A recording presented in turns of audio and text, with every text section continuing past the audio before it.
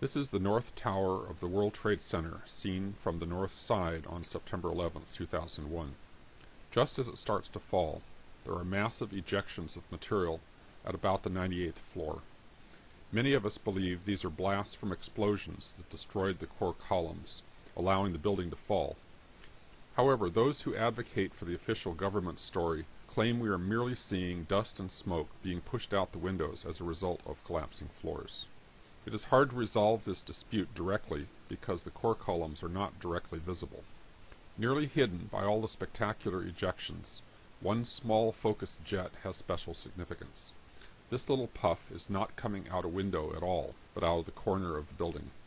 Each corner of the building has two 14-inch box columns, connected to each other by large, periodically spaced steel plates, and covered on the exterior with aluminum cladding. There are no corner windows. The corner columns are structurally significant because they connect the adjacent wall assemblies and give the building three-dimensional stability. If anyone wanted to demolish the towers, the corner columns would be natural targets. Let's come back to our little jet. Notice that as the surrounding structure descends, this little jet, as it plays itself out, remains fixed relative to the original structure of the building. It does not move down with the falling walls and floors. This suggests that we could be seeing the work of a cutter charge strapped to a column. As the roofline moves down past the 98th floor, a surviving column is seen protruding upward from the debris cloud.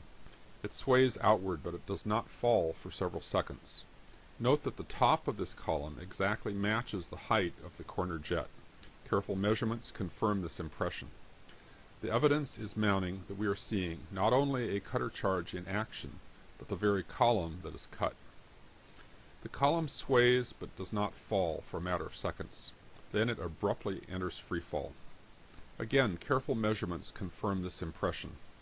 A graph of the vertical component of velocity as a function of time shows a sudden transition from full support to freefall and allows us to determine the precise time of this event. Since we know the time when the column enters freefall, we can ask, what's going on below that allows the column to suddenly drop?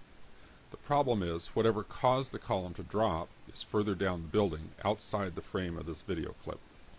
However, there's another video aimed lower on the northwest corner of the building that potentially holds the answer. Since we are looking for an event that happens at a specific time, we need to find some way to synchronize the two videos. Fortunately, there is an easily pinpointed event that is visible in both videos. When the column we've been watching starts to fall, it emerges from the shadows into bright sunlight, then falls back into the shadows again.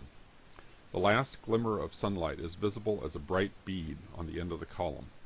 This momentary event can be identified in both video clips, allowing the frames to be synchronized. Looking at the lower tower, we can see a very interesting event that correlates with the exact moment the column goes into freefall. Another focused jet cutting through the corner of the building. In fact, if we watch a small interval centered on the critical moment, we can see several ejections clustered on the corner that explode within a fraction of a second of each other. The hypothesis that we are merely looking at ejections of dust and smoke that result from the collapse is no longer viable. There is, of course, dust and smoke that is pushed out of the way, but we are seeing here clear evidence of actual explosions cutting a steel column. This evidence corroborates many other independent observations that point to explosives, including the dynamics of the falling building, the molten iron in the rubble pile, and the evidence of dust laced with iron microspheres and chips of unexploded nanothermite all over Manhattan. Once we recognize that explosives were used, we can see the entire event through new eyes.